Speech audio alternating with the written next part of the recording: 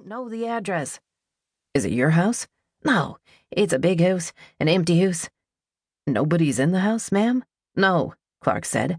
"Is anybody around the house?" "No," she said.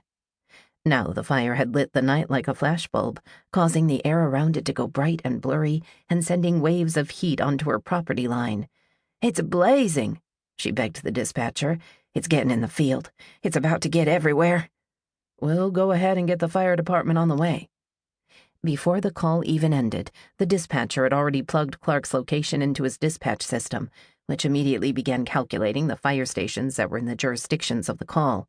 The current policy was to summon 4 stations in order to make sure enough bodies and enough pressurized water showed up at the scene. All of the fire stations in Accomack County were operated by volunteers.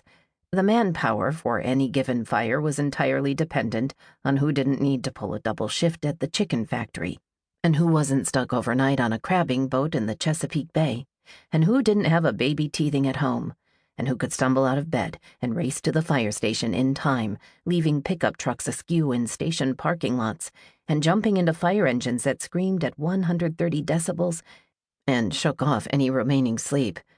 "Stations 7, 6, 8, and 18, the dispatcher now said into his headset.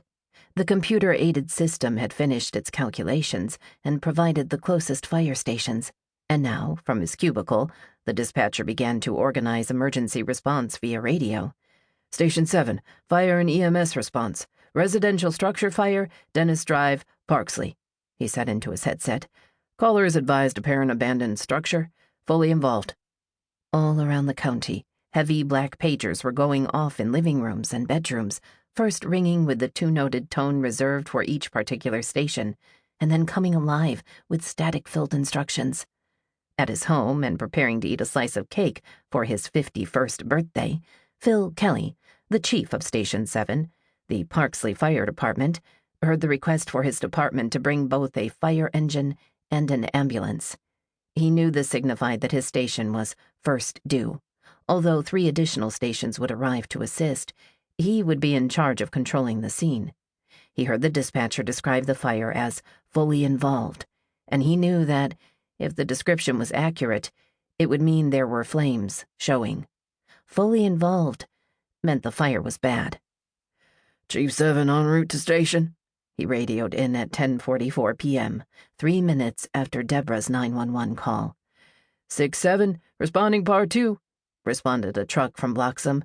6 was their station number, 7 the truck number, and par 2 indicated that the truck contained a pair of firefighters. Bloxham's truck was the first to arrive at the fire, even before Phil Kelly. The Bloxham firefighter holding the radio got out of the truck on Dennis Drive and assessed the situation. "Be advised," he said into his radio. "Structure is fully involved." Kelly, a compact man with a ruddy face and parchment-pale eyebrows, got to the scene and immediately wondered if he might need more water. He was an experienced firefighter. When he wasn't commandeering Parksley's volunteer department, he'd obtained the only kind of paying fire work one could in Accomack County, on Wallops Island, the NASA facility off the Accomack coast in the northern part of the county. There, a team of federally employed firefighters with security clearances obsessively checked and rechecked launch equipment, NASA believing that the best rocket-related fire was one that never happened to begin with. Landing the NASA job had been a life goal for Kelly. He'd grown up in Accomack and had signed up as a support volunteer for the firehouse when he turned 14, helping to clean equipment and learning to pack and unpack hoses. Now he was middle-aged, he knew fires, and he sensed that the burning house on Dennis Drive would deplete the water resources on the scene before the fire could be put out. Most of the towns in Accomack County didn't have a municipal water supply, which meant they didn't have fire hydrants. Water was not an unlimited resource. "You pump what you brung," was an old fireman's saying. The volunteer firefighters carried water to scenes in giant metal tankers that held 2,500 gallons each. They pumped the water from their tankers using their engines and hoped they had enough, or that they'd be close enough to a pond or stream to get more. "Central, what tankers do I have?"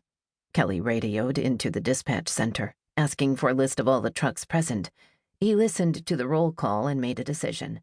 "I need another tanker."